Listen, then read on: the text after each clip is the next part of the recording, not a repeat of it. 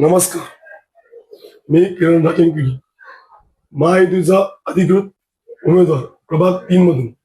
मी माझा विभाग पडतोय काळा हनुमानपासून सोलंकी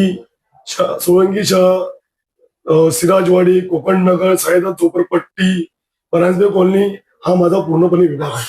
येता इथे राहणारे सर्वसामान्य नागरिक यांना येत्या 35 वर्षापर्यंत ज्या पण समस्यांना समोर जावं लागलंय, आपण त्या समस्यांवरती निवारण म्हणून उभे राहिलेले आहे.